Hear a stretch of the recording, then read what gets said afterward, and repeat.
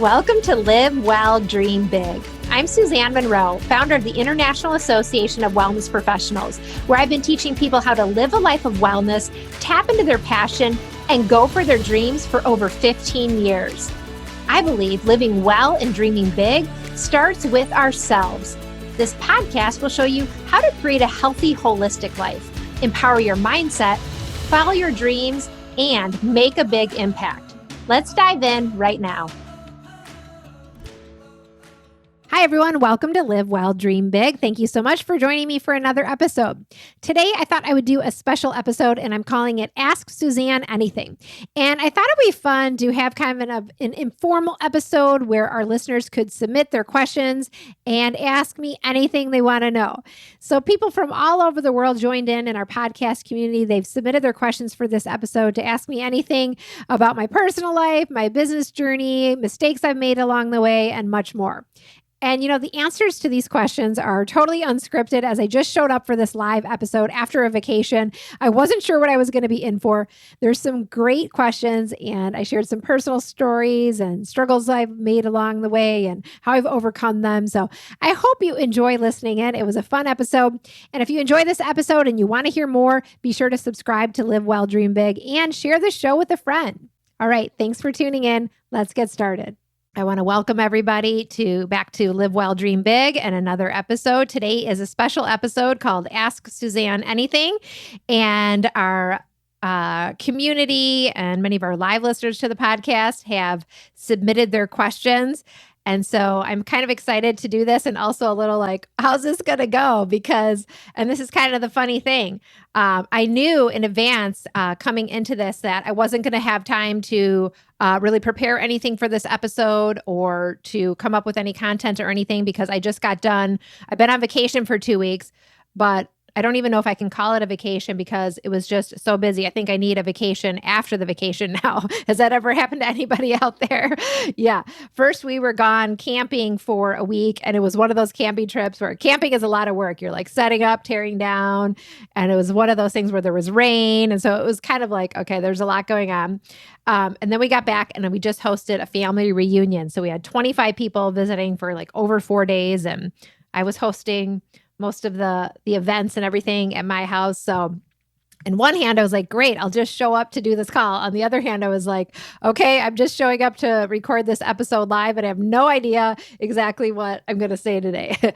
So I thought it'd be fun to do Ask Suzanne Anything and answer any question you have for me today.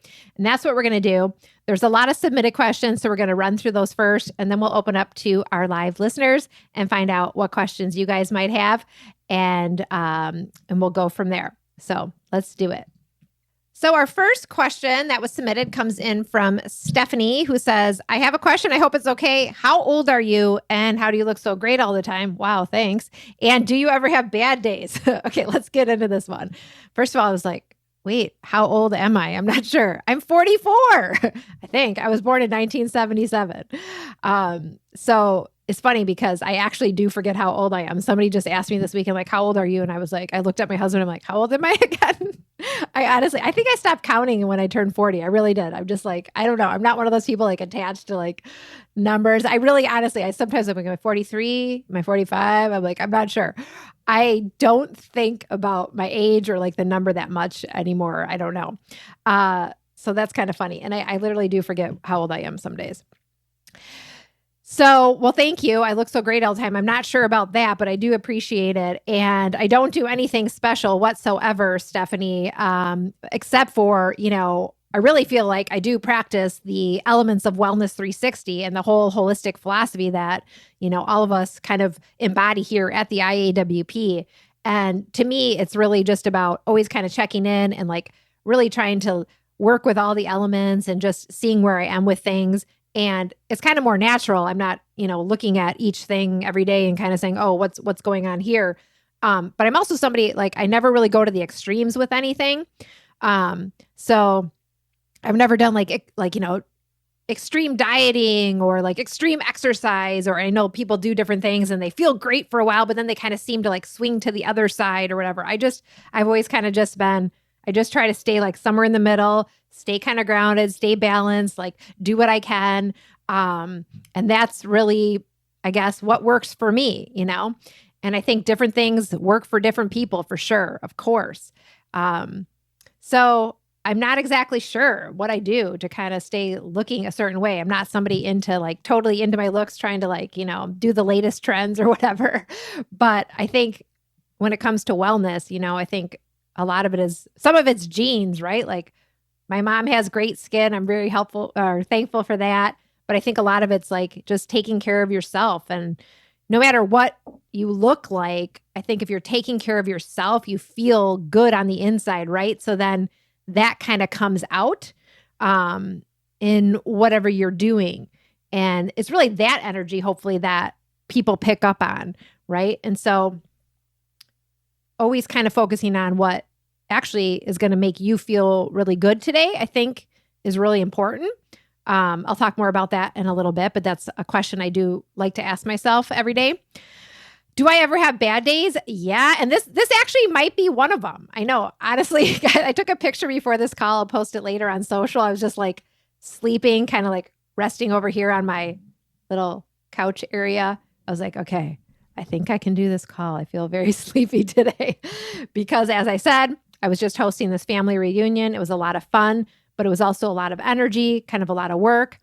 And it's always fun. But even my dog today, he never does this. He was like, this was too much. He just like went and he hid in the back of his like room. And he was like, nobody talked to me. I'm like, hey, I kind of feel like that too. But on the same note, I had this scheduled podcast recording, right? Our event today.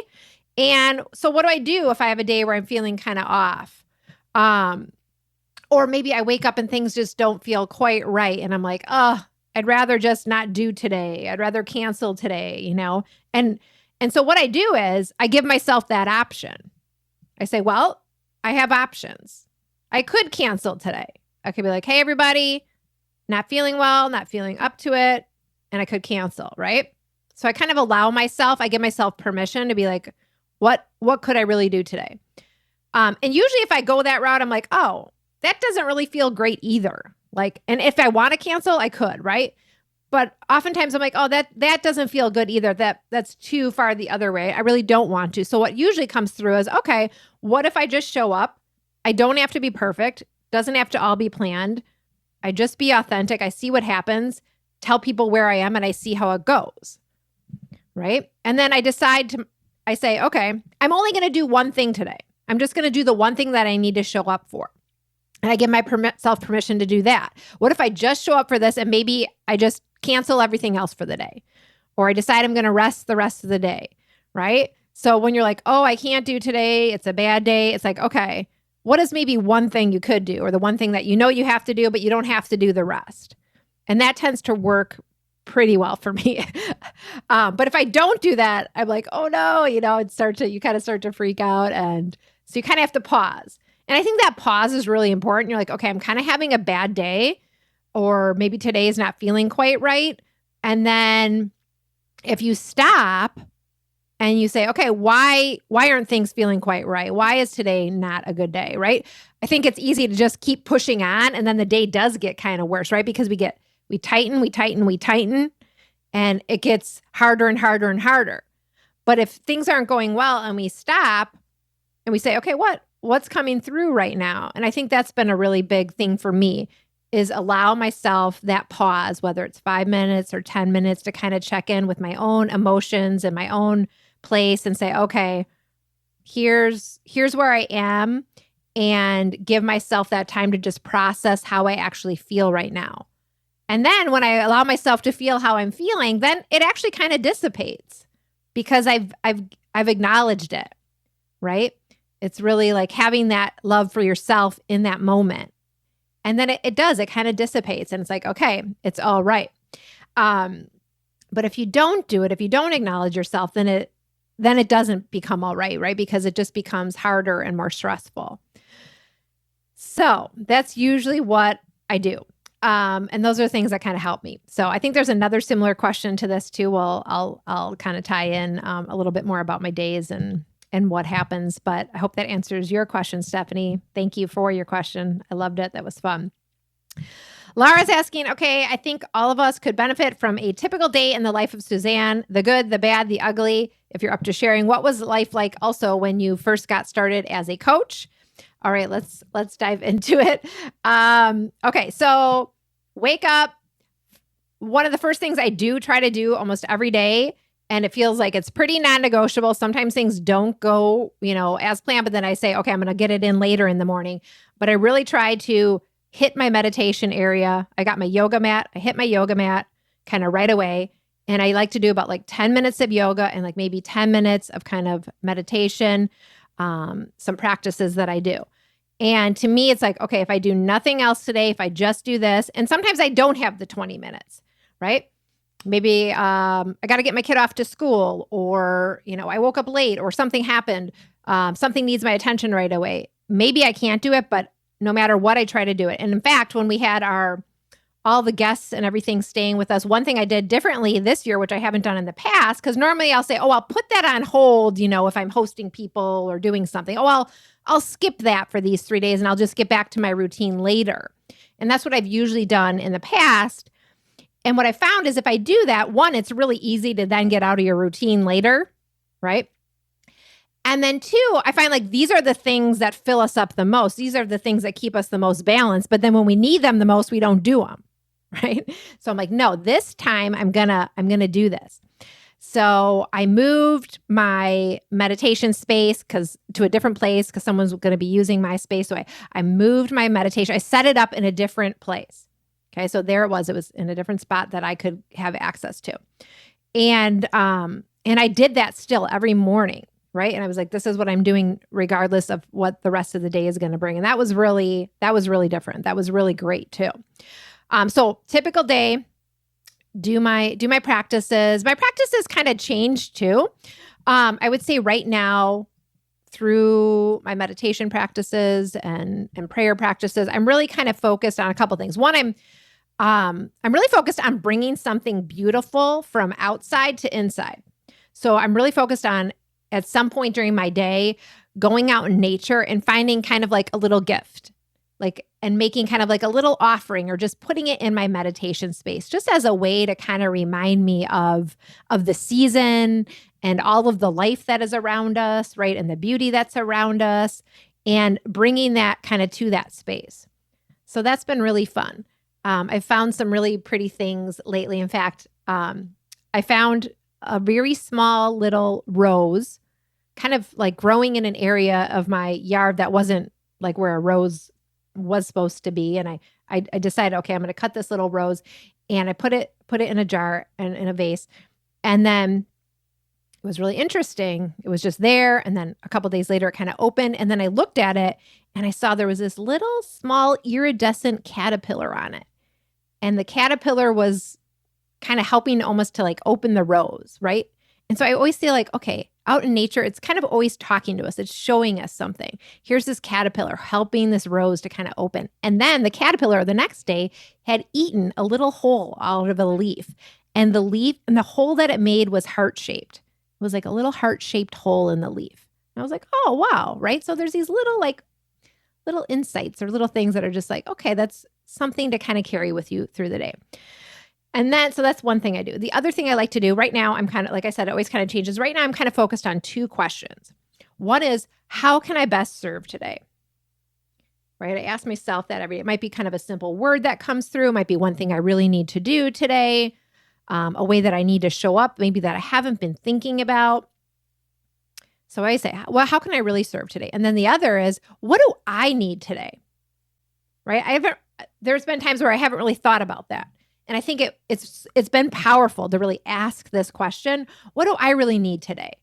Oh, I might need, today the answer is like, okay, you need to rest and recharge, right? I can still be here today doing this, but my focus today is resting and recharging.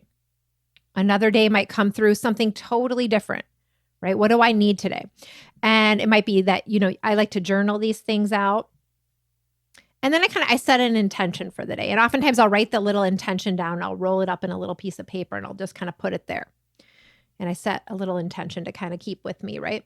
And then that's there. It's kind of set for the day. And I might have to remind myself about that during the day too. So those are some things I'm doing right now. But again, it's kind of ever evolving and changing. I think that's important because sometimes our practices can kind of get stale. They can feel like there can be a ritual or a routine that's like really nourishing, but like maybe like 6 months into it or a year into it, you're kind of just going through the motions and you notice, oh, it's not really fulfilling me anymore. And that's kind of what happened to me. So I kind of, a friend was I was talking with a friend and they were kind of supporting me. We kind of came up with this like 3-step thing, right? And this is something that you can do. This is pretty quick. You're like, even if you don't have a lot of time today, you can sit down, ask yourself those questions. So that's been really nice. And you know what? This will probably get stale at some point too. And I'll have to kind of, okay, what's next, right? So it's kind of tuning into like, what do you really want to do next? What do you need next? What's going to be most supportive, and being open to the answers that maybe you find and trying it out. Trying it out is huge. Then my big thing after that is I got to get outside. I love to do like a 3-mile hike or walk. Some days I can't do it. Still going outside though, going out for a walk around the yard, going out for a quick walk around the neighborhood, whatever it is. There's something about, even today, I was like, don't really have that much time. I could kind of like see what the questions are for this episode. I could do a lot of things. I'm like, nope, I'm going out, right? So I get out, and that changes kind of the energy, right? And it's important for me. So that's what I do. And then there's spending time with family, right? Making breakfast, hanging out with my son a little bit, my husband, playing with my dog, petting my dog, seeing what's going on with everybody. Breakfast is either a smoothie. I like to make especially in the summer, like something really refreshing, like a smoothie. I use frozen berries, some sort of greens, spinach, something else. I have like a collagen protein powder I put in. I'll do some sort of a healthy fat. It might be like a little bit of MCT oil or maybe a nut butter, something that is going to add that to it. So I make it so it's very nourishing. And then, or I might do something totally different. If I don't feel like doing a smoothie, I'll do veggies and egg kind of scrambler or something like that. So that was the breakfast question. And then I'm usually in my office, usually by 9:30 or 10. So I'm not like the person who's in the office at 7 or 8. I really find that I have to do this I don't have to, but I get to, and I want to have this morning time for myself, right? Where I do those kind of 3 things I just talked about. I have the meditation and the yoga. I have the walking. I have the time with family kind of connecting, and then starting my day. It's like, no matter what else happens today, I kind of filled up with that. And so I'm in my office, and then that morning office time from like say 9:30 to 12 is really unscheduled. I don't schedule any appointments during that time. It's really time for me to, first of all, get organized and really also work on the most important thing for the day, right? It's super easy to open up your email, check all your emails, and then all of a sudden it's lunchtime. Instead, that time, and I don't always do this, but I'm really focused on what is kind of the big rock for the day, right? What's the one thing that will kind of help me move forward? This is a time for creativity. This is a time for creating content. This is the time for kind of filling in that big thing that you want to do. Because I find if I start out with the little things, well, now it's 3:00, it's 4:00, and I never did that big important thing. And all those things seem to find a place anyway.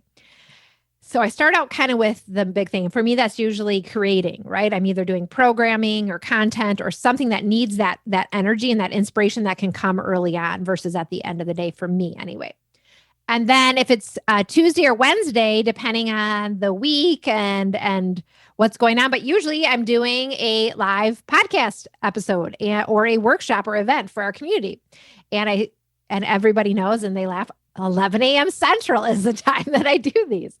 Okay, why is it 11 a.m. Central? I don't know. I had that time for me. I have a lot of energy at this time. It's still before lunch. My energy is a little bit lower, kind of later as the afternoon goes on. This is the time that I like to do it. Now, people will say, well, not everybody can make it to those times. You know what? No matter what time you decide to schedule an event, there's going to be people that can't make it. You got to do kind of what works best for you, also what works best for your community, but find ways for people to be able to listen in, to still participate, to send in their questions, to listen to, the recordings and things like that. So that's 11 a.m. Central. Everybody knows is Suzanne's favorite time for a recording.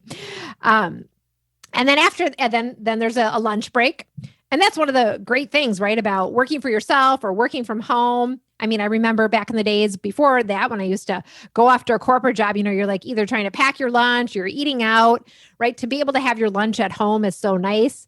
And if it's nice out, I'll sit out on my patio and try to get outside again and take a quick break and enjoy that time. My husband also works from home, so sometimes we kind of meet up at lunch. We haven't seen each other all day. Oh, we'll meet up for lunch. We'll have our lunch together. We might talk business or whatever we're working on. And then it's back to work for the rest of the afternoon. But I always try to plan a break in there. So around 3 or 4, it might be another walk. It might be a workout. It might be another meditation, depending on how I'm feeling. But I need something at the end of the day also to kind of close out the day, right? Because, 4 o'clock, 5 o'clock, everyone's coming back to the homestead or whatever. And if I just keep working till the end and then I just kind of go out and switch roles, switch what I'm doing, it's almost, you're kind of like, you're still stuck in your head. You're still thinking work, but now you're over here with family. And I think it's important for me to have that, even if it's only 5 minutes, 10 minutes, sometimes it's more, but to have that sort of transition period, kind of that end cap, kind of that way to kind of close out the day and make that transition to the second half of your day has been really helpful for me. I know, because then I can feel more, I'm present in that next place that I'm in. So that's a little bit about the typical day. I would say that some of you have heard me in the past. I've talked a lot about a book I read, 4 Seasons in 4 Weeks by Suzanne Mathis McQueen. It's a kind of a little known book or whatever that's out there. But it's really great for women, especially women in business. It talks a lot about how our female cycles are what they look like from month to month as how we show up. And for me, this was really a life-changing book that I read, I don't know how many years ago now, maybe 8 or 9 years ago, because it really looks at every week and how it's different. And for a long time, I really structured all of my work and everything around this because it was so eye-opening to me. And so the first week of the month is when I'm really, really creative. I'm getting new ideas, right? New things are coming in. This is a great time for me to journal. It's a great time for me to be thinking about new content. The second week for me is really more about building. I'm wanting to create connections. I'm wanting to be talking to partners, getting ideas rolling, getting the team into action. The third week is really sort of the most exciting week. It's kind of like your time to shine. This is an awesome time to maybe be doing events or doing calls, be leading, be coaching, be inspiring, putting yourself out there, maybe doing videos. And then in the fourth week, things are starting to kind of slow down. In fact, sometimes things are starting to break down. Don't want to be as much social, don't want to be as much out there. It can start to get kind of overwhelming if I don't plan in extra time for self-care. And it's really more of an inward time. I don't want to be having as many meetings. I don't want to be doing as much kind of interaction with people. I need to kind of start focusing in on final tasks, things I really need to get done. And so if I don't do that, or if I forget that's kind of where I am, then things can start to get a little bit foggy. So it's not a good time for me to be having strategy meetings, having in-depth conversations. It's more about let's get some stuff done. Let's get things cleared off the plate. And also at the same time, create some balance so that I don't go into overwhelm. And this, as I've noticed this happens every month. There I am with those 4 kind of phases. And as I said, I used to really plan everything I did. I'd only do events during week 2 and 3.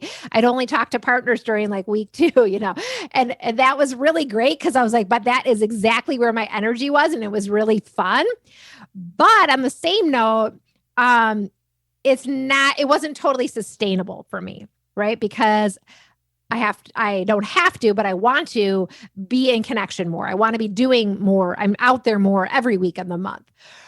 Right. So part of that was okay, that's where you bring your authenticity and you're wow, here's where I am right now. Right. I can still be here, but maybe this isn't exactly, my best time, but this is where I am. But anyway, I do recommend that for anyone who's kind of curious about kind of following your sort of moon cycles as it relates to your own energy. And I'll say, what was this question about? It was the good, the bad, and the ugly. I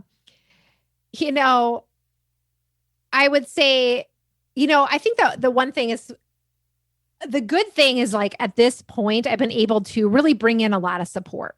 And this has required me to get really good at asking for support though, right? Like before, you try to do everything. You're just getting started as a coach. You're doing everything on your own. And now you're starting your business too. And right. So you have to start, and you might say, well, I can't afford to get help. I can't afford to get support. But actually, you've got to start practicing this now so that it can kind of grow with you as you grow. So today, now I have, a lot of support. I have someone who comes in and prepares meals, someone who helps with laundry, people who help with cleaning, people who help with childcare, like all these different things that allow me to focus on what I do best. Right. But again, maybe you're thinking, oh, I can't do all those things. But here's the thing. What I learned early on was that you can get support, right? I remember getting people asking for support, even though it was really hard to do, right? Having someone who could help me. Before the days of like online grocery delivery, right? Like I had a family member who would help me do the grocery shopping, right? And so they were willing to do that. I had somebody, helping with other things. So I would ask for this support, even though, and it wasn't necessarily that you had to pay for it. Maybe you were helping them with something else, or this is something that person wanted to do for you. So I say to you, if you're thinking, oh, I can't do this, it's really more like, what can you do? What can you start asking for support with? Because what happens is, as you start to grow your business and as you start to get out there helping more people, especially if you're coaching people, right? Your roles and responsibilities are changing, but yet you're adding more to your plate. And you really need to protect your own energy and you need to protect your own time. And that can be really hard to do if you're just all of a sudden added this whole other thing to everything else you're already doing. So you have to start saying, okay, what's going to give? What's going to go away? And where is what's the best use of my time really? What's the best use of my talents? And is it actually, sweeping my floor right now? It might be, because that might be meditative to you. Right? You don't maybe want to clear out all those things because maybe some of those things are like things that help you to get creative ideas or just to do something else. But if it's not, you're like, well, wow, maybe I need to get help with that so that I can be over here serving in the way that I'm meant to. So that's a little bit, I think that maybe answers all of that question. What was life like when I first got started as a coach is another part of this question. Okay, let me take a sip of water here and tell you a little bit about that.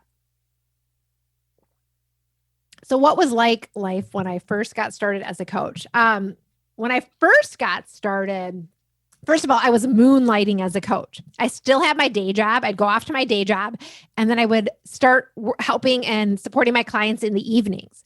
So I was going out there and doing my day job. And then at night, I was kind of had this other thing. Now I didn't do it every night. I said, 2 nights a week, like Tuesdays and Thursdays is when I was going to work with clients or work on my business. And many of you have heard this story before, but I was working in a holistic doctor's office. I had connected with a holistic doctor and asked if I could kind of work together. And I was renting an office space actually in this doctor's office. And so it was kind of interesting because my days were pretty full with my day job, but I was also trying to get my practice going. And I was, what was I going to say about this? Well, I was moonlighting. I was trying to do these two things at once. And I kind of knew like, this isn't going to last forever. Okay. At some point I'm going to have to make a decision. Now, some people like to go completely cold turkey. They're like, I found my passion. I'm doing it. I'm just going for it. And they just maybe up and quit their job and they go over here. And that's one way. And that does work for some people. And for other people, they take a much longer time. I was kind of somewhere in between. I'm like, I'm going to do this, but I'm going to kind of give myself a certain amount of time to get this going, right? Whether it was 3 months or 6 months or whatever it was, I can't remember. But I needed to see proof that I could make this work. And ultimately, I started getting some clients and working with clients. And it got to a point where I was getting busy enough. It wasn't like, wow, I had totally replaced my income, but I saw that this could work. If I had more time and energy for this, that this could work. And that's kind of when I knew, okay, I'm going to leave my day job and do this full time. So I then made that transition. So it wasn't like everything was perfect. It wasn't like, okay, it was all set up. I've, replaced my other income. I know exactly what's happening. It wasn't all there, but there was enough there to say, yes, this can work if I had more time and energy for it. And then I made that transition. What else was it like when I was first getting started? A lot of it is there were a lot of challenges trying to figure it all out. Back then, over 15 years ago, boy, I mean, there was a lot less out there in the world of, everything, coaching and business and entrepreneurship, and the training that I had initially gone through didn't really provide me any systems or tools. So I was like, okay, here I am. I want to help people with wellness. I got to figure this out. So it really was a day by day, week by week, trying to figure out what was going to work. And probably my biggest challenge was, how am I going to find clients, right? That's, I think, every coach's biggest challenge. And ultimately, I ended up landing on the systems that we teach today in terms of how to attract and connect with clients. But it took a lot of trial and error, trying different things. And today, we talk about leading workshops, discovery sessions, and doing your coaching programs, right? But that really came through all of the work and trial and error that I had of trying different things and seeing what was going to work. And, was it going to be networking? Was I going to put brochures somewhere? What was going to work, right? But it wasn't until I kind of fine-tuned some of those things that I really landed on this and kept fine-tuning that over the years to, today teaching our community some of the systems that I really started way back then when I was just getting started as a coach. And what I found is that as coaches, what we really want most is to be helping people, right? And that's what I really do love about workshops, because we get to go out and educate and help people. And we don't necessarily have to have any agenda. We get to help people whether they become our client or not. And that's what I love about workshops, because if you come in with that idea of service and have that idea of providing value and that idea of sharing a message and educating and helping whoever shows up, you're doing your work as a coach. And just by bringing that energy, you're going to end up attracting people that want to go deeper, that want to go further for support and work with you as a coach. And it won't be everyone, but you'll have still done your job and been able to show up and help people that day by doing that. And I think that's really huge, right? Because it allows you to do that consistently. It allows you to always be helping people, versus if you go with a totally different strategy, whatever it is that you find out there, you may not, and it doesn't work for a while. You're not going to feel connected. You're not going to feel like you're helping people. But with this formula, you're always going to be helping people no matter what happens. And that's really what I love about it. Laura's asking, I'd love to hear a top 10 list. Okay. More like top 1 to 3 biggest mistakes or ahas you've learned along the way of starting and or scaling your business that this community could learn from. All right. Great question. Okay, let's go with the top 3 mistakes or ahas. Okay, 10, I'm not sure I could do today. Top 3. I would say for me, I think so many of us are lifelong learners, right? It's like we want to keep learning. We want to keep taking things in. We want to keep growing, and we should. And so for me in the early days, I went to a lot of business workshops and business seminars, right? That was part of like what I did. I'm like, what else can I learn? Because again, I wasn't really given any business systems or tools. So I'm like, I got to figure this out. And what I loved about all these events and workshops and seminars was that I always gleaned something. Okay. It wasn't always the whole picture. It didn't always apply to like a coaching business or holistic practice or what I wanted to do. But there was always at least one gem, and I could apply it to what I was doing, but then I could change it. I could make it work for me, right? But the other important thing about this is that I would see a lot of people go to these events and workshops and then kind of run off and do the next thing. Like they would change everything they were doing, kind of do what this person was doing, right? And it was sort of like this Band-Aid approach, right? Instead of saying, okay, how do I take what I'm learning here and apply it to what I've already started working on? So it was about building upon what I was doing instead of completely changing course, right? Because otherwise people were like changing courses every 3 months, 6 months, like doing something totally new every time. So that was really a key to scaling, because I wasn't starting over with a new idea every few months or even every few years, right? I was always building upon my foundation, which meant I was always growing versus like creating a bunch of new things all the time. So that I think was really huge. Always learning, but not necessarily starting over from scratch, saying, okay, what can I take from this to build upon what I'm already doing? So that's a big one. I'd say another big one that comes to mind is that it really paying attention to your metrics and your numbers. And this requires kind of putting on like your business hat, right? You might be like, oh my gosh, I don't know anything about accounting. I'm not a business person. I'm not a numbers person. And I totally get that. And in the beginning, there were several years that I didn't pay that much attention to my numbers and my books and my metrics. I just kept going. And as long as I could pay my bills, I was like, okay, something's working here, right?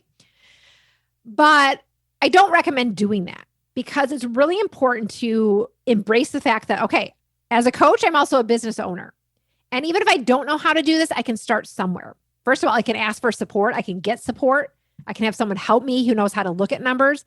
But I'm going to look at this stuff because I'm not just a coach. I'm also a business owner. And in order to be so, I have to be looking at all of these things. So after a couple of years, I said, okay, I got to pause. I got to see what's really working here. Because if you don't look at your metrics, you're going to be doing a whole bunch of things and never really knowing what's actually working. And I remember sitting down, looking at my financial statements at the end of a year, and I was actually really surprised, which is not a good thing. You shouldn't be surprised when you look at your financial statements because you should be checking them on a weekly or monthly basis and knowing what's going on, right? So, okay, looking at it, I was like, what? Oh, so it meant that I was actually a little bit out of touch, right? Now, this is at a time several years into my business. I was doing wellness coaching, but I also started doing business coaching. I was also doing kind of licensing of my content, right? And I also just started wellness coach training other professionals to also provide wellness advice. And so it was really kind of focused just on the wellness, not everything we teach today. And at the time, my heart was really in creating new programs and doing business coaching and kind of building sort of the systems and everything I had created for myself as a wellness coach. I was really kind of focused on the business side of things. And so that's what I really wanted to do. But when I sat down and I looked at all my financial statements, I saw that most of my income was coming from one thing, from one program, from one product, and it was the wellness coach training. And I said, oh my gosh, well, I can't believe this. First of all, I'm not sure if that's what I want to do. And then I realized, well, what if I did just do that? What if I actually focused on the one thing that was really working or the one thing that people were most interested in? And what if I focused on that, but took everything else I was doing that I loved and somehow brought it all together? Right? How do I take doing what I love and making it work with what people actually want? Right? That's a pretty important question, actually. Right? Because a lot of times we get focused on what we want to do, but what is it that people also want? And then how do we find that intersection, right? And that I still remember that moment. I can picture myself sitting in my old living room, like, what? This is what people want. I thought they wanted this. Oh, okay. Maybe they actually want it all, but it's kind of how is it being put together? So that was really the start of going on to create what is today's holistic wellness coach certification by combining the coaching and the business systems and the wellness systems all into one certification and training program. But before it was kind of piecemeal.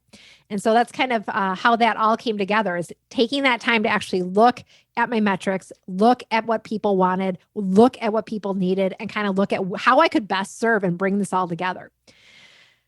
So that, I think, was a big aha, and also something to be aware of as a mistake that you can make is just kind of running with whatever's in front of you all the time, or doing whatever's coming in front of you, or doing what you think you want to be doing today without really having a good sense of what's happening out there. And then I would say, if I had to think of another one, in most recent years, it's really been about allowing people to do what they do best on our team here at the IAWP. Because when you own something and you think you know the best way to do something, right?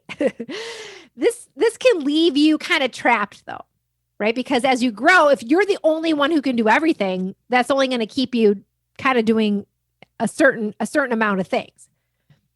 right? So you have to really think about, okay, what is it that I do best? Where is my energy going to be best spent? And then what is it that someone else can do best? And so as you expand and maybe you bring on someone to help you or you bring on a team member, it's really about finding really good people who are also aligned with what you're doing and your mission. And then sometimes finding out what talents they have, right? Because if you start with good people who are aligned with your mission, they've got some sort of talent, but it's kind of finding, we always say around here, finding the right seat on the bus. We have team members who started with us in one role and like it didn't work out, like it wasn't a good fit. But instead of saying, okay, that's not a good fit, we said, what would be a good fit? So it's really amazing to see some team members who have stayed with us for years, but they actually had changed roles a couple of times until they found that right seat on the bus, right? And then they were able to really grow and expand in that role. So that's kind of interesting, I think. And so it's finding out what are other people's skills and talents and how they can best support and really so that they can shine doing what they do best too. So if we can all do that and we can do it together, it can become really powerful. So I think in terms of scaling, because I think the question was a little bit about scaling, I think that's an important thing to keep in mind. Because especially as a coach, when you're first getting started, you're thinking, okay, I'm doing all of this, right? What if there's certain things in your business like you're just not good at, you have no desire to learn, but somebody else is really good at? How could you kind of work together? And there might even be another coach, even in this community, where you're partnering together in some way, right? You don't have to be a total solopreneur. Like, what if there's another coach out there that loves to create programming and content, but they don't really want to be the face of the business, but you love showing up for events and videos and things like that? Maybe there's a connection there. I don't know, right? So it's always interesting, I think, to see how you can work together with people and to collaborate. So great questions. All right, let's go to another question here from Rebecca, who says, what was your very first client session like? How did you set up the session? How did you feel about it? How did you package it? Your pricing fairly? She says, all right, that's 3 questions. She's going for it. All right, Rebecca, good questions. What was my very first client session like? The funny thing is I cannot remember my very first client session. I do not remember my very first client session, but I will say this. I do remember my very first set of clients. I can remember like a group of like 5, 6, 7 people that were all like my first clients. I can picture their faces now, their names. I remember working with them. And how did I set up those sessions? Well, remember, I was working with people in person. I was working with them in the evenings. I only had Tuesdays and Thursdays to do it. And so I kind of booked it where everyone had, I had like, a 45-minute session, and I had like each person booked, 6 o'clock, 7 o'clock, 8 o'clock, all in a row on these 2 days. And my sessions were pretty simple. I was still developing my coaching sessions, right? I was still developing the wellness system. None of these things existed for me at the time. I was developing them as I was going. So it was really simple. And it was like, okay, what is it we're working on today? Like, what came up for you from last session? And like, where are we going now? So that was kind of the basis of it. But I also did kind of a lot of planning before my sessions. I had like, these are the 10 things, maybe what was my signature system at the time, but I didn't know it. These were the 10 things I really wanted to make sure I like taught this person. So I was like, okay, it's session 3. I'm definitely giving them, these 3 handouts, and this is what we're talking about. So I was a little bit more tied to my own agenda in the beginning. I really was like, okay, this is what I need to tell this person today. But as the time went on and I became a more experienced coach and ultimately developed the core coaching method, I realized it wasn't so much about what I needed to say today in this session. It was about what that person needed to say and what they needed to work on. So over time, I kind of released this idea of planning so much and, printing out all my handouts and having everything that I wanted to get out there. And instead, it was more about where that person was in that moment and what they wanted to work on. And this came obviously with experience and with confidence and knowing how to ask the right questions. And of course, as I developed the core coaching method, all of those things kind of came into play. And it doesn't mean that I didn't get to share all those things, but maybe it wasn't the first thing, and it was maybe something I would share with them later or at the appropriate time, or I would send to them over email. So that was kind of a shift, I think, in those early years. How did I feel about it? I think I was pretty nervous, and that's why I did all that planning. I was like, okay, what are we going to talk about today? What if I don't know the answer to their question? I better get overly prepared here, right? But I found as I let go of that, things became more natural and I could just show up and be present for that person. Right. But I totally get it. That's hard to do in the beginning. But if you're in that situation, I'd say give it a try. Just try it for one session with a client. Maybe you prepare for all of them, but you're like, this one, I'm just going to see what happens. Because oftentimes that's when the magic does happen. And how did I package my pricing fairly? That is a good question. I mean, I think we talk a lot about pricing your coaching programs and things in Holistic Wellness Coach certification. So as you get further in your program, you'll learn about different options.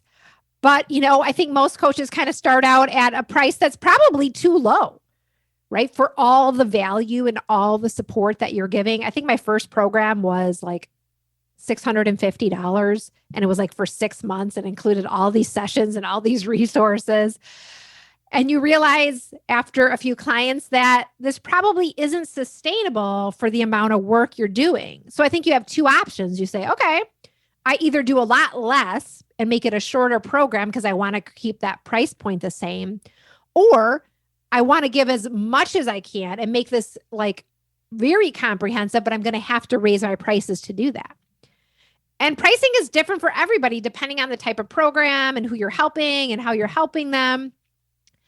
But I do think the majority of coaches are afraid to charge more because oftentimes we don't see what we're doing as tangible, right? But that's why we have to look at our coaching as something tangible and why it's so important to think about the results that you provide people and the transformation that you provide people. And it's not about, for me, I never thought, I did this maybe, I don't think I ever did this. I think I always charged for the program rather than charging hourly. Right? Because then you get stuck in this hourly kind of model. And then if someone doesn't show up, well, then you don't get paid, right? So to me, it's about thinking about the entire transformation, thinking about the whole experience that someone's getting, not just that session, and what it means to work with you in a 3-month or 6-month wellness coaching program. What's the big transformation that's going to occur? And when you start thinking about those big results and big ideas, you're like, wow, that's worth a lot. With all that said, you have to step into it. You have to feel that. If you don't feel that, if you haven't had any experience, it's hard to say this is how much I'm charging, right? That's why it's so important to follow kind of the steps that we teach in Holistic Wellness Coach certification at the IAWP. You take on your first coaching clients, you take your practice clients, right? It helps you to gain that confidence and experience. You go out there as a wellness coach in training, you take on your first clients, maybe at a reduced rate, right? Then you start out at a certain rate. But so to me, it's really about saying, okay, I'm going to give myself these time frames. This is what I feel comfortable charging now, and I'm going to do it for the next 5 clients. I'm not going to do it maybe forever, or I'm going to do it for the next 3 months or whatever it is until I get some momentum. But then I'm going to check in with myself. I'm going to say, what results do these people get?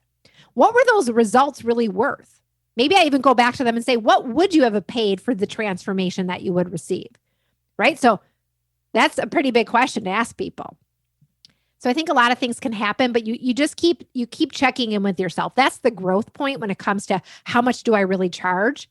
And then the other thing you can do is really look at how much do you actually need to be making that's sustainable for you to live your life, right? So for example, what if your goal is to leave, say, your full-time job and do this full-time? What does that look like for you? Or maybe your goal is I'm only doing this part-time. I'm still actually going to do a different job or something else I want to do part-time. And I can only take on, 5 clients a month because I only have this amount of time and this is the amount of people I can work with. So then you start looking at that. Well, if I can only work with 5 clients a month and I need to make this amount of money, how much do I need to charge? So it takes sort of the whole personal thing out of it. It's like, what do I need to do to actually make a living, to make this work for me, right? So you stop making it so personal. It's not about you. It's not about them. It's about the transformation and also about what's sustainable. Because if it's not sustainable, you're not going to be doing this at all, right? So you've got to figure out what's sustainable for you. And there's nothing wrong with doing that because you're a business owner and you have to say, what's going to sustain this business and make it work? So those are some things about what it was like to first get started as a coach. Okay, Chia Chen, Shen, I'm not sure if I'm pronouncing your name exactly correctly, but you say, hi, Suzanne. Thanks for your openness. You'd like to know how many coaches you have invested. I've invested to help me get to this place. What type of coaches were they? Did I have limiting money mindset beliefs before, and how did I overcome them? Okay. Okay, a couple questions in there. How many coaches have I worked with over the year myself? Well, when I first kind of got into health and nutrition and I finished my training, I hired a wellness coach. And I kind of worked, it was actually a small group wellness coach session. There was like 3 people in the group and a wellness coach. And we kind of worked on our wellness goals, but the wellness coach also was helping us how to kind of get started, how to get organized, and how to kind of get set up as a wellness coach. So that was one of the very first things I did. I remember thinking, oh my gosh, I'm going to like pay this person to do this. And I haven't even got started yet.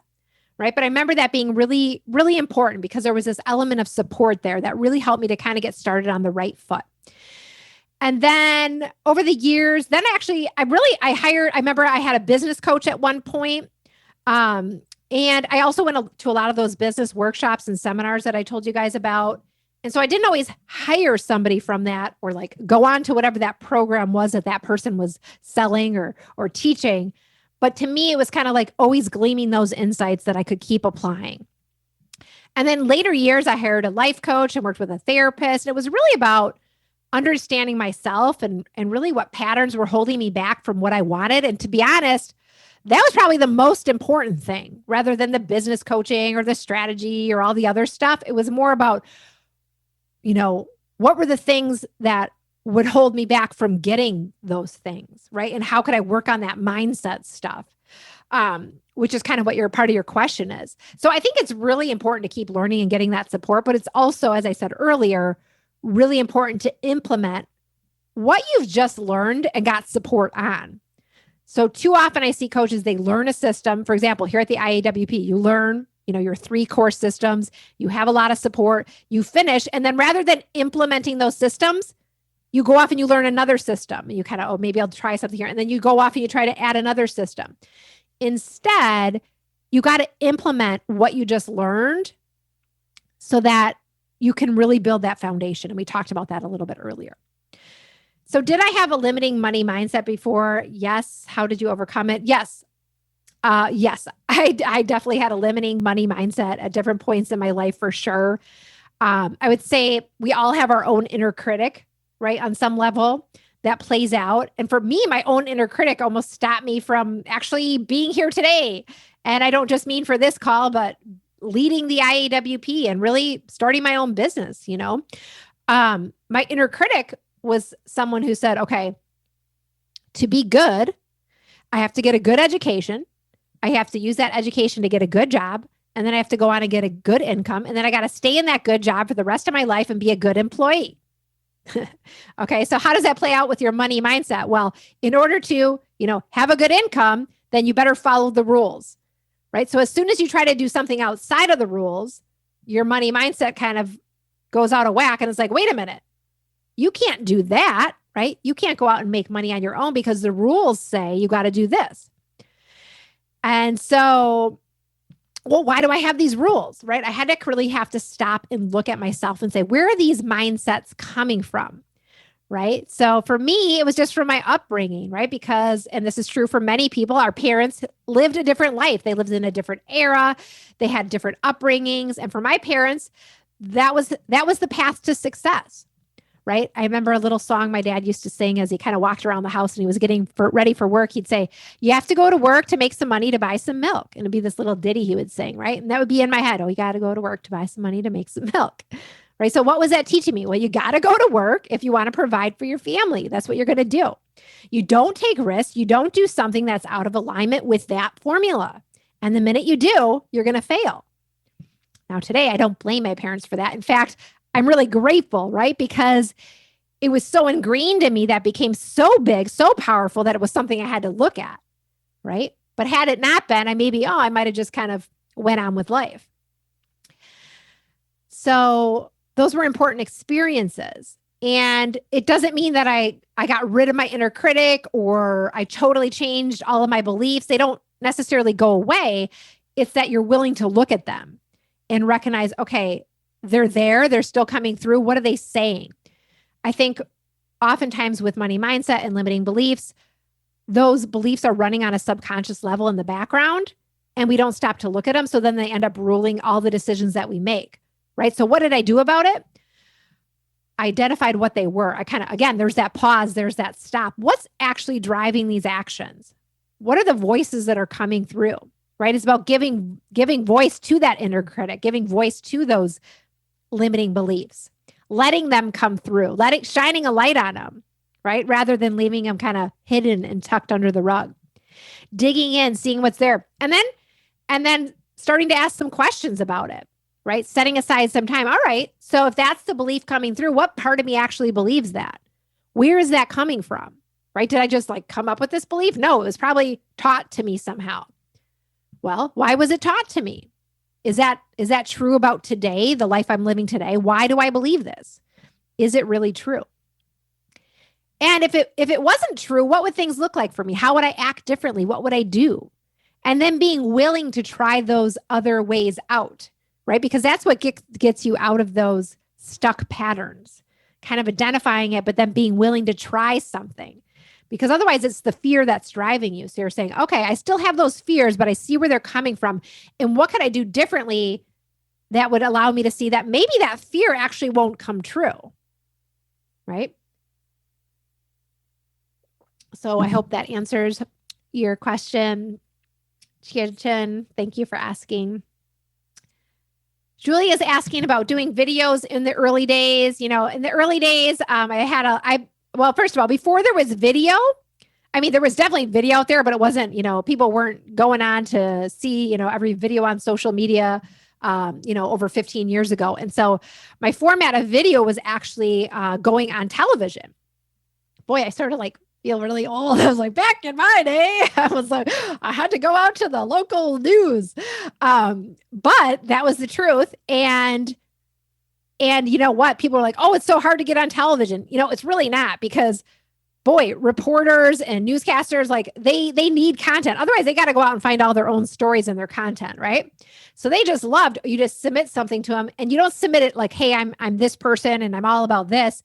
You focus whatever you're doing on a specific problem that's out there. So if you're a wellness coach, you're thinking about how you're actually helping people and what's one thing you're helping them on. Well, for example, one thing I was helping people on was how to increase their energy and reduce their sugar cravings when I first got started.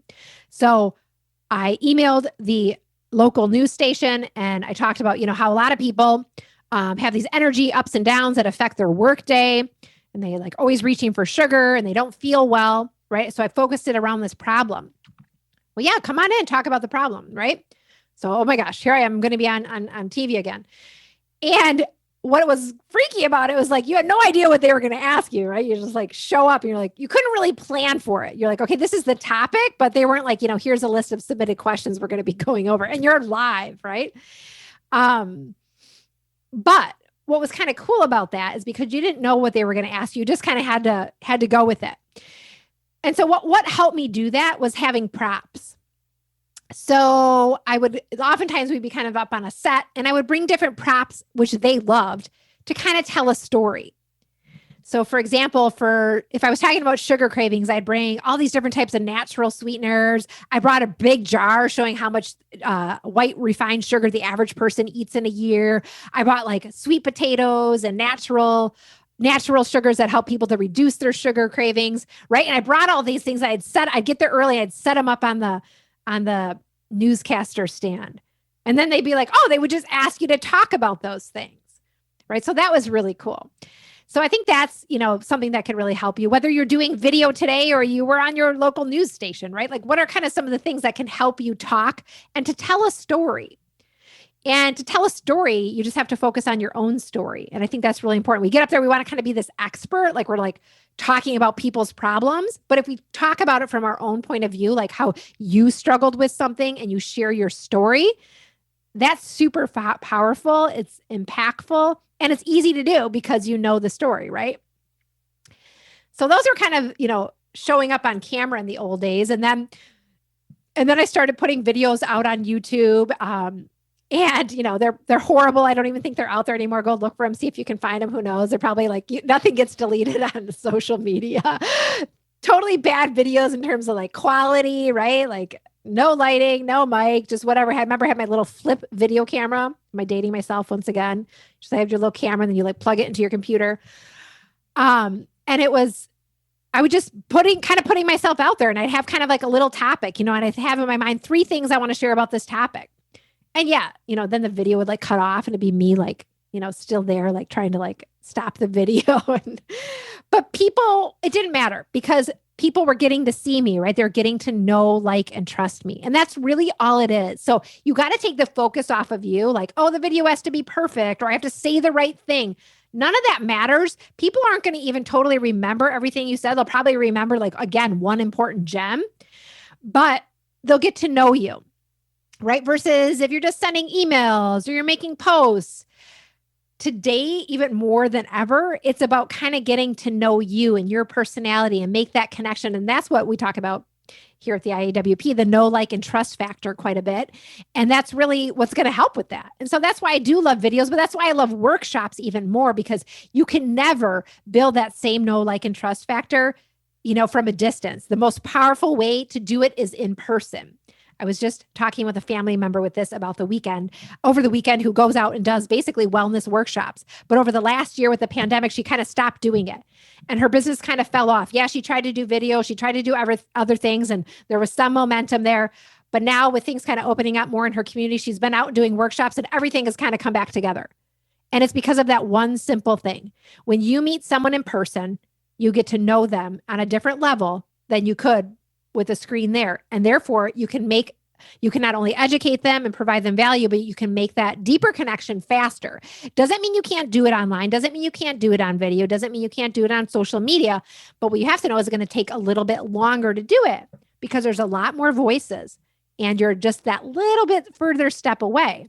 So you can do it, but it's going to take longer to build that connection. So keep that in mind. Julia submitted a question. What was your biggest struggle in becoming a wellness coach and how did you overcome it? Great question. And what is the best piece of advice you would give to soon-to-be graduates who are just going out there starting their wellness coaching business? So my biggest struggle, I would say in the early days, was really creating consistency with attracting clients. I would try different things and it would work, but I hadn't quite developed my system. I hadn't quite developed my formula yet, right? So I didn't know. Maybe I'd go to a networking event. I would find referrals. I would talk to partners. I would put flyers out. I put brochures out, right? I would do different things, but I didn't know. I didn't have an exact formula. So I was getting clients, but it wasn't totally consistent, right? So I had to find what's the one thing that's going to work for me month after month after month, right? Because when you're in business, that monthly cash flow actually matters. You could have a great month one month, but if you have nothing the next month, right, you still have to pay your bills. So it took a little bit of figuring out, but the most consistent way to do it for me was going out and doing live workshops, which we've talked about several times today already in this episode. And then it was about being consistent with those workshops. Oh, not just doing them sometimes, not just doing them every other month, but that being my main strategy versus, workshops seem to be working, but maybe this works a little, and I'll do all these things. And then I really won't have that much time for the one thing that works really well, right? So you might have 10 things that you're doing now, and maybe they've all kind of worked, but I bet you there's 1 or 2 of those things that is working better than the rest. And that kind of goes back to looking at your business. This is like working on your business, not just in it. When you're in it, you're doing everything. When you're looking at those metrics and thinking about things, you're working on it. So you're looking at it kind of from above, like what's actually working. But if you're not consistent, you can't see what's consistent. So you have to be willing to narrow down to 2 or 3 things that you're willing to do on a consistent basis to see which ones are actually working. And then you're going to narrow it down to 1 or 2 things that are really it. And then you're just going to focus all your time there, because that's all that really is going to matter, is doing those 1 or 2 things. So it's really about bringing that focus to get consistency, but you're not going to know what it is until you really do it. But hint, do workshops and it'll probably be it. And then what's the best piece of advice I could give? Well, I would say, I've already kind of said this, but work the system. Don't get out there and get too many systems going on and then just kind of reinventing the wheel every 6 months. Keep building upon your foundation in the system, right? So that'd be one thing. And I'd say also, don't be afraid to say no to something that isn't a good fit. I think especially in the beginning, we get lots of opportunities thrown from us and we're like, I'm going to do it all. And on one hand, again, you got to try different things to see what's really going to be a good fit for you. But you also don't have to say yes to everything. And if you do, you're going to get burned out very quickly. So if there's something, an opportunity to do an event, but it's just not with a group of people in your niche that you know you're never going to want to work with, it's not a good fit, don't do it. Unless you're like, hey, all I care about right now is getting more experience with workshops, then do it. Right? See, I can't tell you do it or not do it. It really depends on where you're working right now, where you're trying to get experience. But you know what? Most of all, be yourself. I think this is super important. Just go out there, be yourself. Because if you build your business around being someone you're not, then even if you get to a place of success, you're not going to be happy with what you have because a part of you is going to be out of alignment, right? So don't force yourself to suddenly be like, some Instagram, like superstar, whatever, if like that's not you, right? Don't force yourself to do certain things. Yes, there's a growth curve. There might be things that you can do, but do it in the way that fits for you, that you get to be yourself, right? And then the other big thing I say is stay connected. Stay connected to this community. Keep getting support. Don't feel like you're out there alone, right? Because the people who have stayed most connected to this community have become the most successful, right? You don't just end your program and then you're out there on your own. Stay connected. Keep sharing your wins, but keep sharing your challenges. Keep showing up for support. Because then you get to keep being supported. You get to keep growing and evolving. Good questions. Okay. We've been together for quite a while. This was super fun doing the Ask Suzanne Anything episode. Maybe we'll do it again in the future. So many good questions out there. Thanks for everybody who joined us live for the recording of this episode. And we will be back together next time soon. Take care, everybody. Bye-bye. Thank you for joining me for today's episode of Live Well, Dream Big. I hope you enjoyed today's conversation. And I want to invite you to take your next step toward living well and dreaming big by downloading the Live Well, Dream Big lifestyle book. It's the ultimate guide to becoming your best self and living life on your own terms.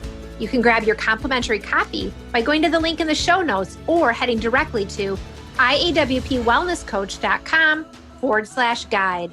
That's iawpwellnesscoach.com/guide.